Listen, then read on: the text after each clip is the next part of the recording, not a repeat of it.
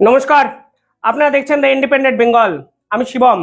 জয়শঙ্কর এবং অজিত দোভাল জুটিকে ভারতের সাম্প্রতিককালে সব থেকে বেশি ক্ষুরোদার মস্তিষ্কবান দুটো ব্যক্তি কেন বলা হয় জানেন?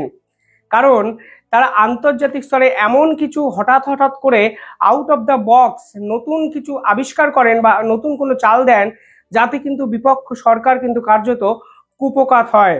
এবার ভারতবর্ষ বাংলাদেশকে যেরকম একটি চাল দিয়ে কার্যত বাজিমাত করলো, তা নিঃসন্দেহে ভারতের যে ডিপ্লোম্যাসি, তার কিন্তু মুনশিয়ানা যথেষ্টভাবে আপনাদেরকেও করতে হবে।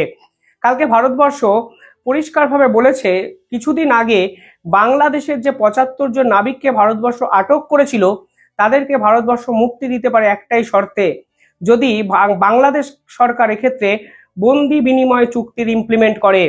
অর্থাৎ বিভিন্ন সময় দেখা যায় বাংলাদেশি যে বর্ডার, সেই বর্ডার অতিক্রম করে ভারতীয় একাধিক নাবিক বা মৎস্যজীবীরা ওই দেশে ঢুকলেই বাংলাদেশ সরকার তাদেরকে গ্রেফতার করে নেয়। এবং এই শুধু গ্রেফতার করা শুধু নয়, তাদেরকে কারাগারে পাঠানো, তাদের উপর বিচার ব্যবস্থা বিভিন্ন ক্ষেত্রে ইমপ্লিমেন্ট করা, কঠিন ধারা দেওয়া, এরকম একাধিক ক্ষেত্রে দেখা গেছে বাংলাদেশের জেলে বর্তমানে ৯০ থেকে ৯৫ জন এরকম ভারতীয় কিন্তু বন্দী আছে। এবার ভারত সরকার কি করলো? ভারত সরকার বলল, আমরা দুদিন আগে যেই সকল নাবিকদের ধরেছিলাম, অর্থাৎ যারা তোমাদের উপকূলবর্তী যে সীমানা তারা অতিক্রম করে আমাদের দেশে চলে এসছে, তাদেরকে আমরা ছাড়তে পারি একটাই শর্তে, যদি তোমরাও ভারতীয়রা, মানে যেই সকল ভারতীয়রা তোমাদের দীর্ঘদিন ধরে জেলে তোমরা বন্দি করে রেখেছো, তাদেরকে ছেড়ে দাও। অর্থাৎ আন্তর্জাতিক স্তরে এক্ষেত্রে বন্দি বিনিময় চুক্তির ইমপ্লিমেন্ট করতে বলেছে ভারত সরকার, যা কালকে বাংলাদেশের পক্ষ থেকে অফিসিয়ালি প্রেস রিলিজ করে কিন্তু স্বীকার করে নেওয়া হয়েছে। আপনারা ভাবুন, যাদেরকে গ্রেফতার করা হয়েছে বা যাদেরকে আটক করা হয়েছে, তাদেরকে কিন্তু ভারতবর্ষ জেলে পাঠায়নি। অর্থাৎ এদের বিরুদ্ধে কিন্তু কোনো র্যাডিক্যাল স্টেপ ভারত সরকার নেয়নি। কিন্তু বাংলাদেশ সরকার কি করেছে? বাংলাদেশ সরকার সেই সকল মৎস্যজীবীদের ধরেছে, গ্রেফতার করেছে, আটক করেছে এবং তাদের বিরুদ্ধে বিভিন্ন গুরুত্বপূর্ণ ধারা দিয়েছে, এবং সেই ধারার ফলে বিচার ব্যবস্থার আওতায় তাদেরকে নিয়ে এসে তাদেরকে কারাগারে ঢুকিয়ে দিয়েছে। ভারতবর্ষ কিন্তু একাধিক সময় বলেছিল, যারা ওই দেশে গেছে তারা কিন্তু কিছুটা ভুল করে সীমানা হয়তো অতিক্রম করেছে। মৎস্যজীবীরা যখন এই দেশ থেকে অন্য দেশের সীমানাবর্তী এলাকায় মাছ ধরেন, তখন অনেক কিছুই হয়তো তাদের প্রতিকূল অবস্থার মধ্যে পড়তে হয়। এই দুর্ঘটনাবশত যারা সীমান্ত অতিক্রম করে, আইন অনুযায়ী তারা কিন্তু সত্যিকারের অভিযুক্ত, আমি এক্ষেত্রে অস্বীকার করছি না, কিন্তু তাদের বিরুদ্ধে কঠিন ধারা দেওয়া মানে এটাও কিন্তু এক গুরুত্বপূর্ণ পাপ বলে আমার মনে হয়।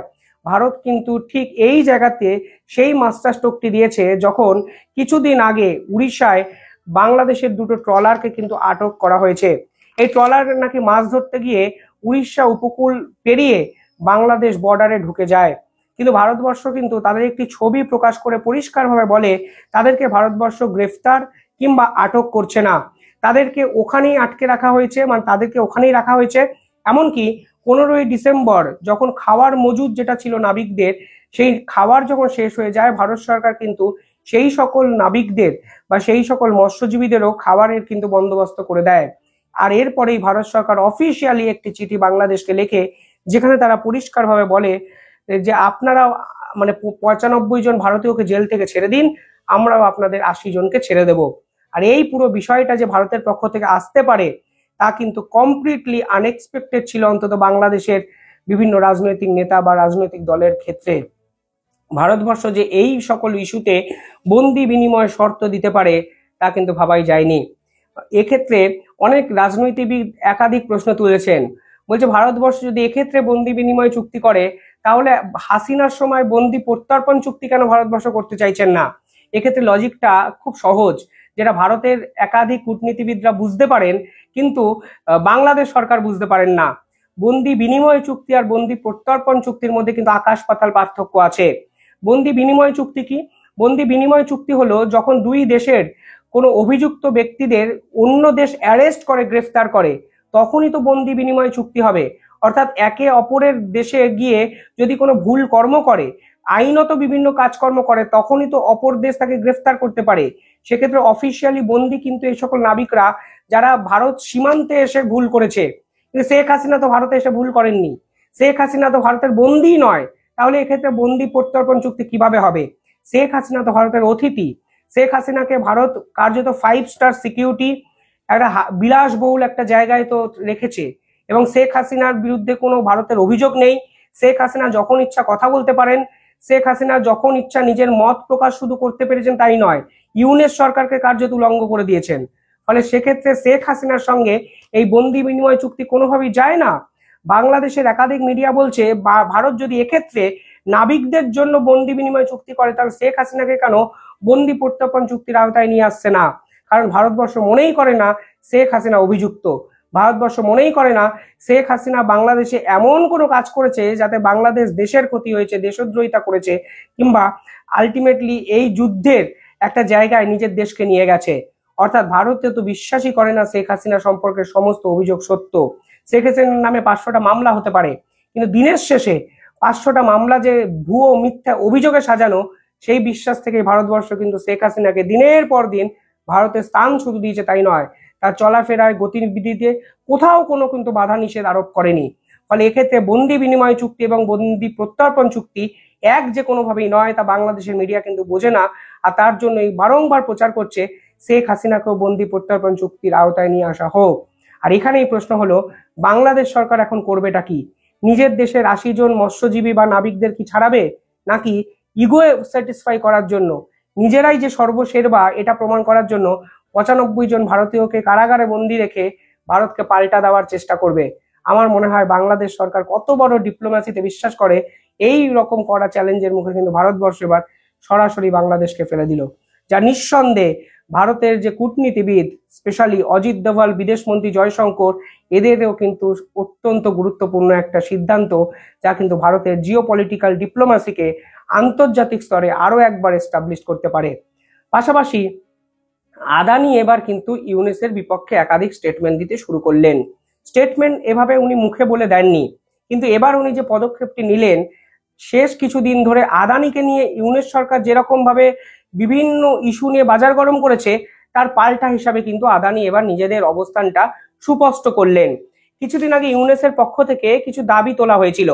বলা হয়েছিল ঝাড়খণ্ডের গোধরা, যেখানে আদানির এই প্ল্যানটা অবস্থান করছে, সেই প্ল্যানটায় গভর্নমেন্ট বিভিন্ন কিছু ট্যাক্স ছাড় দেয় আদানিকে। কেন ট্যাক্স ছাড় দেয় সেগুলো আমি আলোচনা করব।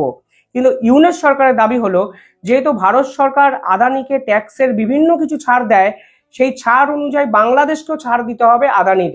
মানে অদ্ভুত দাবি। ভারত সরকার কোন ব্যবসায়ীকে কি ছাড় দেবে সেটা তো ভারতের ইন্টারনাল ইস্যু, সেটা তো ব্যবসায়ীটার সঙ্গে ভারত সরকারের সম্পর্ক, এবং কোন প্রেক্ষিতে দাঁড়িয়ে, কোন পরিস্থিতিতে দাঁড়িয়ে এই ট্যাক্স ছাড়ের আওতায় আদানি পড়েছেন, সেটাও তো ভারতের নির্দিষ্ট রুল অ্যান্ড পলিসিতে পরিষ্কারভাবে লেখা আছে। ঠিক সেই পলিসি অনুযায়ী আদানি এমন কিছু কাজকর্ম করেছেন, তার জন্য উনি ট্যাক্স ছাড়টা পান ভারত সরকারের পক্ষ থেকে। কিন্তু ইউনেস সরকারের দাবি হলো, যখন আদানি ট্যাক্স ছাড় পায়, তখন বাংলাদেশকে যে আদানি বিদ্যুৎ বিক্রি করছে সেখানেও ট্যাক্স ছাড় দিক আদানি সরকার। তার জন্য এক্ষেত্রে তারা মানে আদালত অব্দি গড়িয়ে দিয়েছে। আদানি এতদিন চুপ ছিল। আদানি বলেছিল তোমরা না জেনে অনেক বেশি কথা বলো। আদানি ভাবেছিল যে সবটাই হয়তো ভারত বিরোধিতার জন্য তারা করতে শুরু করেছে, কিন্তু যখন আদালতে তোমরা গেলে, তখনও কিন্তু আদানি এবার ড্রাস্টিক এক একটা মুভমেন্ট নিতে শুরু করলো। তারা এবার পাল্টা দেওয়ার পরিপন্থী হলো। আসলে ট্যাক্স কেন ছাড় পায় এটা এখন আপনাদের একটু বলে দিই। বাংলাদেশের পক্ষ থেকে যে পাওয়ার মিনিস্টার আছে, তিনি পরিষ্কারভাবে বিভিন্ন অভিযোগ এই আদানির বিরুদ্ধে বলেছিলেন এই 2017 সালে যে চুক্তিটি হয়েছিল, সেটা এই চুক্তিতে বিভিন্ন কিছু প্রবলেম বাংলাদেশ সরকার দেখতে পেয়েছে। পাশাপাশি তিনি বলেছিলেন এই চুক্তি যদি রিঅর্গানাইজড করা হয়, অর্থাৎ যদি রিনেগোশিয়েট করা হয়, আবার যদি কথাবার্তা বলে চুক্তির অঙ্ক ঠিক করা হয়, এরকম অনেক কিছু কিন্তু বাংলাদেশের পক্ষ থেকে দাবি করা হয়েছিল। পাশাপাশি 1 মাস আগে তারা ডিমান্ড করেন আদানি বাংলাদেশের থেকে অনেক বেশি টাকা নিচ্ছেন, এবং এই চুক্তিটাতে আদানির বেশি লাভ হচ্ছে রাদার দ্যান বাংলাদেশের বেশি লাভ হয়েছে। তিনি আবার ক্যামেরার সামনে এসে বলেন আমাদের এই মুহূর্তে পাওয়ার কোনো ঘাটতি নেই, আমাদের সব ঠিকঠাক আছে, আদানির থেকে বিদ্যুৎ না নিলেও বাংলাদেশ সরকার চলে যাবে। কিন্তু বর্তমানে শীতকাল, নভেম্বরে যখন এই দাবিটা তিনি করেন, তখন দেখা যায় বাংলাদেশের টোটাল যে বিদ্যুৎ উৎপাদন হয়েছে তা হলো 1281 মেগাওয়াট, কিন্তু টোটাল যে বিদ্যুৎ প্রয়োজন তা হলো 1457 মেগাওয়াট। অর্থাৎ সেখানেই কিন্তু 200 থেকে 250 ইউনিটের ঘাটতি বাংলাদেশ সরকারের ছিল। কিন্তু মানুষকে গ্যাস খাওয়ানোর জন্য, মিথ্যা কথা বলার জন্য সে বলেছে বাংলাদেশে আর লোডশেডিং হয় না, বাংলাদেশের আর কোনো পাওয়ার কাট নিয়ে কোনো সমস্যা নেই, আদানির থেকে বিদ্যুৎ না নিলেও আমরা চলবে। কিন্তু আদানির এই চুক্তি শেখ হাসিনার সুযোগ সুবিধার জন্য হয়েছে। এই চুক্তিকে আমরা রি-আইডেন্টিফাই করব, রি-মডিফাই করব, রিঅর্গানাইজড করব, রিস্ট্রাকচার করব, এইরকম একটা দাবি পাওয়ার মিনিস্টার অফ বাংলাদেশ কিন্তু করেছিলেন। এরপরে আরো অনেক ঘটনা ঘটে যায়। তারা সরাসরি প্রশ্ন তোলে, এই আদানি প্ল্যান্ট যেটা কিনা ঝাড়খণ্ডের গোধরায় অবস্থিত, সেই চুক্তিতে তো ভারত সরকার আদানিকে ছাড় দেয়, তাহলে বাংলাদেশকে কেন সে ছাড় দেওয়া হবে না? এখানেই কিন্তু বাংলাদেশের পাওয়ার যে ডেভেলপমেন্ট বোর্ড, তারা বলে ছাড় বাবদ, মানে এই যে ছাড় বাবদ আদানি নাকি 28.6 মিলিয়ন টাকা সেভ করেছে। অর্থাৎ এই প্ল্যান্ট গোধরায় করার জন্য ভারত সরকার যে ছাড় দিয়েছে, তার জন্য প্রায় $29 মিলিয়ন আদানি সরকার বাঁচিয়েছে। কিন্তু তবুও এই ছাড়ের টাকা কিন্তু বাংলাদেশকে দেওয়া হচ্ছে না, আদানি পুরো টাকাই কিন্তু বাংলাদেশের থেকে নিচ্ছে। এ হলো বাংলাদেশের একদম অফিসিয়াল স্টেটমেন্ট, আপনারা গুগলে চেক করে আপনারা দেখে নিতে পারেন। এবার প্রশ্নটা হলো, আদানি বলে আমরা কেন ছাড় পাই, সেটা কি আপনারা জানেন? আমরা ছাড় পাই কারণ আমরা এমন একটা জায়গাতে এই বিদ্যুৎ ঘাটিটা তৈরি করেছি, সেটা ভারত সরকারের আওতায় এসিজেড অর্থাৎ সেচ প্রকল্পের আওতায় পড়ছে। মানে ভারত সরকারের পরিষ্কারভাবে বলা আছে, যদি আপনি কোনো ব্যাকওয়ার্ড ডিস্ট্রিক্টে কোনো ব্যবসা বাণিজ্য করেন, কিংবা এই সকল পিছিয়ে পড়া জায়গাকে উন্নয়নশীল করার জন্য ওই পার্টিকুলার জায়গায় ইনভেস্ট করেন, তাহলে আপনারা কিন্তু গ্র্যান্ড ফান্ড প্রোগ্রামের আওতায় পড়তে পারেন। আর এই স্পেশাল ইকোনমিক প্রোগ্রামের আওতায় কিন্তু ভারত সরকার আদানির এই চুক্তিটিকে, এই প্ল্যানটিকে কিন্তু নিয়ে আসে, যা ঝাড়খণ্ডের মতো, গোধরার মতো অত্যন্ত পিছিয়ে পড়া জায়গায় আদানি সরকার 14,000 কোটি টাকা ইনভেস্ট করেছে। এই ব্যাকওয়ার্ড ডিস্ট্রিক্টগুলো ভারত সরকার যখন এই সকল ব্যবসায়ীদের ব্যবহার করতে দিচ্ছে, অটোমেটিকলি এই শিল্পকে সহায়তা করে বিভিন্ন রকম ইনফ্রাস্ট্রাকচার ও ডেভেলপমেন্ট কিন্তু আদানি ওই জায়গায় করেছেন। ওখানে railway station, railway line, transport, রাস্তাঘাট, স্বাভাবিকভাবে শিল্পের প্রয়োজনে যদি না করা হতো, তাহলে ব্যবসা বাণিজ্যটাই হতো না। ফলে আদানি শুধুমাত্র 14,000 কোটি টাকা শুধু গোধরা প্ল্যান্টে ইনভেস্ট করেছে তাই নয়, সামগ্রিকভাবে আরো 3 থেকে 4,000 কোটি টাকা ওই জায়গার ইনফ্রাস্ট্রাকচার ডেভেলপমেন্টের জন্য আদানি সরকার কিন্তু, মানে আদানি কিন্তু ইমপ্লিমেন্ট করেছে। শুধু তাই নয়, আর এর জন্যই কিন্তু ভারত সরকার তাদেরকে ট্যাক্স এক্সেমশন, ডিউটি ওয়েভিয়ার্স, একাধিক সুযোগ সুবিধা কিন্তু দেয়, যা ভারত সরকারের এসিজির আওতায় স্পষ্ট লেখা আছে। ফলে ভারত সরকার আদানিকে কেন ছাড় দিয়েছে, এই প্রশ্ন বাংলাদেশের পক্ষ থেকে যখন করা হয়েছে, আদানিও কিন্তু এবার বাংলাদেশ সরকারকে কড়া সমন দিয়ে বলে দিল, আমরা ট্যাক্স ফাঁকা পেয়েছি, ছাড় পেয়েছি, আমরা বাঁচাতে পেরেছি, কারণ আমরা ভারত সরকারের এসিজি প্রকল্পের আওতায় এসেছি, যেটা ঝাড়খণ্ডের গোধরায় অবস্থিত, এবং আমরা আপনাদের সঙ্গে বিদ্যুৎ মানে এই চুক্তি দ্বারা নিয়ন্ত্রিত। ফলে এর ফলে আমরা কেন ছাড় পাচ্ছি এই প্রশ্ন তুলে, আমরা কেন ফুল দাম নিচ্ছি এই প্রশ্ন তোলা কমপ্লিটলি অমূলক, ব্যবসায়ী সুলভ নয়। এরপরেই কিন্তু আদানি 65% বিদ্যুৎ বাংলাদেশের কেটে দেয়। ভাবতে পারেন, ঠিক দুদিন আগে আদানি অফিসিয়ালি ঘোষণা করেছে আগের মাসে তারা 50% বিদ্যুৎ পাঠানো বন্ধ করার পাশাপাশি এই মাসে 65% বিদ্যুৎ পাঠানো বন্ধ করে দিল আদানি মানে আদানি। এর ফলে কি হলো? এর ফলে বাংলাদেশে বিদ্যুৎ ঘাটতি প্রায় 500 মেগাওয়াটের কাছাকাছি হয়ে যাবে বলে মনে করছেন একাধিক বিশেষজ্ঞরা। ফলে বস্ত্র শিল্প কার্যত শেষ, বাংলাদেশের শিল্প শেষ, বিদ্যুৎ নেই, কারেন্ট নেই, কাঁচামাল নেই, সব মিলিয়ে বাংলাদেশের যে সামাজিক অবস্থান তা কিন্তু কার্যত ধরাশায়ী হয়ে গেছে। বাংলাদেশের প্ল্যান্টগুলো যেগুলো আছে, যেখান থেকে বিদ্যুৎ উৎপন্ন হয়, সেখানে তারা তেল বা গ্যাস ব্যবহার করে। এর ফলে এদের বিদ্যুৎ অনেক কস্টলি হয়। ফলে আপনারা যদি তুলনামূলকভাবে আলোচনা করেন, তাহলে দেখবেন আদানির এই প্ল্যান্ট এবং এর যে কোয়ালিটি, তা কিন্তু বাংলাদেশের বিভিন্ন যে বিদ্যুৎ কেন্দ্র তার থেকে অত্যন্ত উৎকৃষ্ট মানের। সাম্প্রতিক সময়ে বাংলাদেশের রংপুর বিদ্যুৎ কেন্দ্র কিন্তু বন্ধ হয়ে গেছে শ্রমিকের অভাবে। সেখানেও ভারতীয় টেকনোলজি বিজ্ঞানীরা কাজ করছিলেন। বাংলাদেশের আইন শৃঙ্খলা পরিস্থিতি এতটাই খারাপ যে ভারতীয়রা আর ওই সব সকল জায়গায় গিয়ে কাজই করতে চাইছেন না। আর সেই প্রেক্ষাপটে দাঁড়িয়ে আদানির সঙ্গে যুদ্ধ ঘোষণা করে এবার তারা কার্যত বিপাকে পড়েছেন।